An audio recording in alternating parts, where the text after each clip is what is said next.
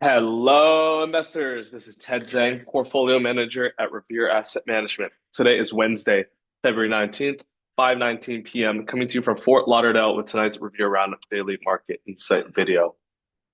Stay in the market, still an uptrend. GROTECTION gauge, all four coveted green arrows. Just small caps still below the 50-day, which is why we have small caps in neutral territory for medium-term trend. What happened today? S&P and NASDAQ gap down leads to a slow grind into new all-time highs. However, leaders definitely took a hit today, which is why we do keep that indexed SSO, SPLG, UPRO core index exposure, especially for these days to catch that sector rotation where value performs or outperforms growth and where mega caps hold up much better than the individual, more traditional growth canceling leaders. 21 over 21 list, down 1.83%, as you can see. Five up, and if it weren't for HIMS, this would be down easily over 2.5%, 3%. One neutral, 15 down. Big eight, up 0.36%. RG8, again, the growth leaders, down 0.55%. S&P 500, up 0.24%.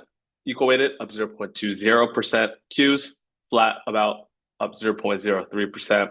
QQEW, also about flat, down 0.08%. Dow Jones up 0.16%. Mid caps down 0.54%. Small caps down 0.34%. Global 60/40 equity bonds down 0.07%. And GROTECTION down 0.84%. That's primarily due to the various leaders that we hold.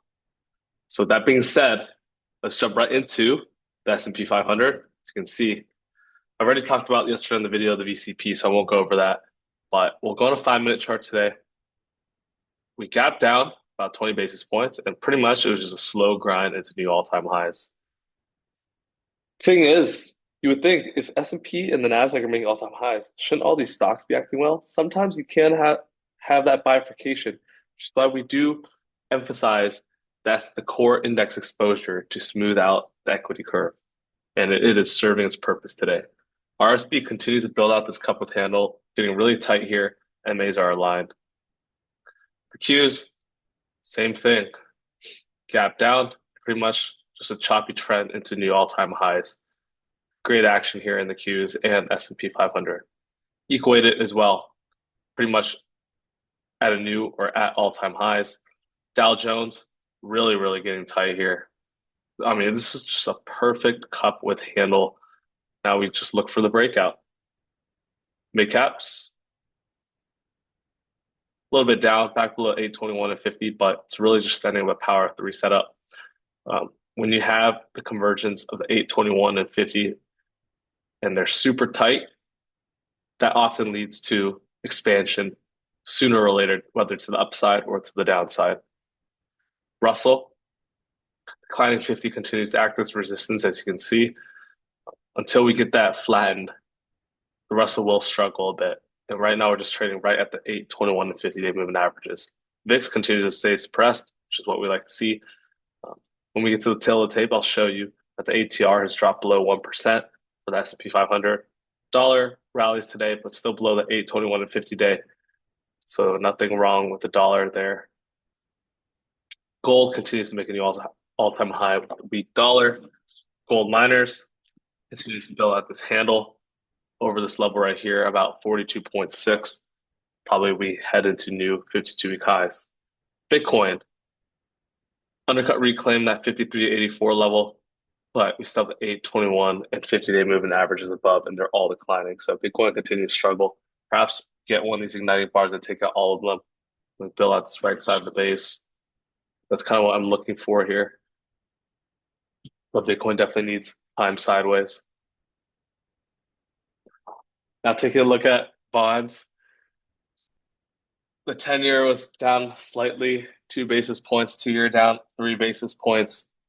Really not too much action in equities or bonds today. Really tight action, really quiet action.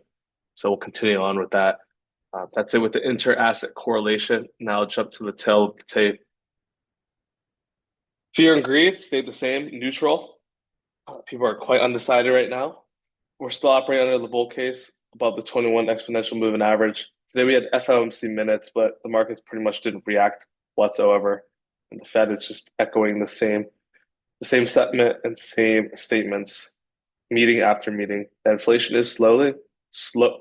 That inflation is decreasing, but now at a slower rate, and maybe just maybe that there will be some persistent inflation. Of course, we still have the debt and deficit, and yeah, that the Fed is just balancing the labor market and inflation, which is their dual mandate.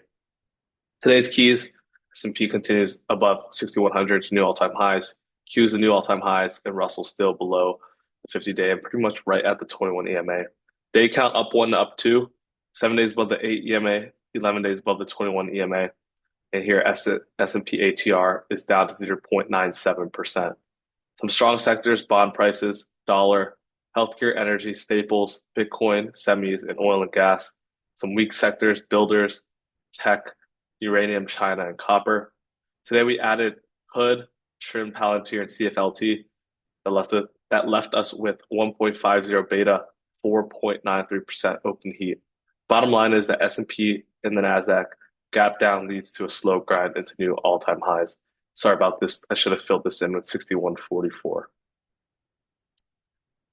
So now back into the charts. Let's go to a few charts of interest. These are a couple charts that I'm noticing strength from. Tempest AI has just seen a wall of blue accumulation. If you go on a weekly, four skyscrapers of blue volume accumulation bars into new all-time highs. I'd love to see a flag here, and that really give us a high type flag setup. Lilly looked like it wanted to enter a downtrend into stage 4, but it's reclaimed all the key moving averages on the daily and weekly time frame. It filled this gap down from that previous earnings and form a handle now above 890 to 900, and we could see Lilly test 975.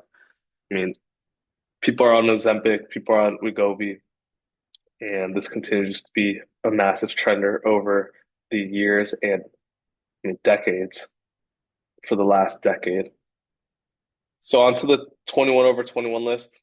You can see there's some names that did quite poorly today besides HIMS, which was up 17.5%. Just extraordinary action from HIMS. One of the only great trenders this year so far, up 150% plus within a few weeks. And with the 21 over 21 list mainly down, that is why we got to reemphasize, that is why we have the S&P core position to smooth out that equity curve on these days to catch that rotation into other sectors. So HIMS, some amazing action. HWM was up 2%. The new highs broke out this flat base and shelf. EQT tried to break out but reverse and close near lows of the day. AEM, gold miner, continues to act well, reclaim the 8 EMA.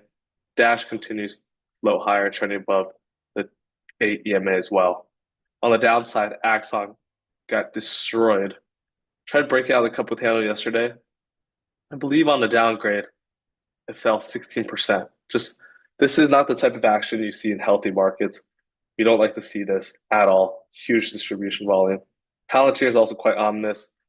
Alex Karp revealed that he's selling 1.2 billion in stock today, and it seems like that led to a bit of a sell-off, and we're down 3.5% after hours as well. Pretty much almost the entire post-gap move was all given back. Affirm 4 gap down today on earnings, and that's spread to, it looks like it's spread to many other growth stocks as well as the financial technology stocks like Affirm. Back to the 8 EMA, so we got to see if it's supported there. CFLT is one we cut in half. This is not the type of post-gap action we like to see. It came back into the base, broke the 8 EMA. Upstart, another financial tech stock, struggling to break above that 89.90 level. Let's look at 4 real quick. It's the one that saw a huge failed breakout in earnings. Looked like it was all good, and then boom, you're down 17% and hit extremely hard. Team was down 3.7%. These gap names are definitely struggling and not seeing as much progress as we'd like to see. That's definitely a symptom of a weaker market. Snow, just a chop fest in these last few weeks. Above the 8 EMA, below the 8 EMA, find support to 21, back above the 8 EMA, back into new highs, back to the 8 EMA. So we'll see if this starts to trend, but if not, we'll just let it trend above the 21 and reduce as necessary. TKO also back to the 21 EMA, see some distribution. Robinhood is one we added to when it held 60, but it had a late day, pretty much a late day fade or late afternoon into the close fade. And so that's with Hood. SE continues to ride the 8 EMA. Doximity post gap action is actually quite nice. A little bit of a U-turn action. If you look at the 30-minute, you can see that U-turn pattern. But we don't want to see Doximity leak off here. 8 EMA is key support. IBKR just trending above the 8 EMA, so that's fine. CEG is fine as well, pretty much an inside day. And with that being said, this is why we have that core index exposure to smooth out the equity curve on these days. Leaders overall still acting well, even though some names got destroyed, like Axon gap down or on a downgrade, and then Palantir, super extended name, so it's still quite normal action to see some profit takers, including the CEO himself, and then a firm upstart for those fintech names saw some pressure on Four's earnings. And so that'll wrap it for today's video. As always, you can email me at ted@revereasset.com. I'm still locked out of my Twitter account. If you know anyone at X, that'd be greatly appreciated. I've filed 10 times and got pretty much their algorithm can't verify my account as mine. So it's still a struggle there. You can call us at 855 Real Wealth. That is 855-732-5932. Our website is revereasset.com and our YouTube is Revere Asset. That being said, we'll wrap up today's video. This is Ted Zhang with Revere Asset Management, telling it like it is. Thank you for listening and have a great rest of your week.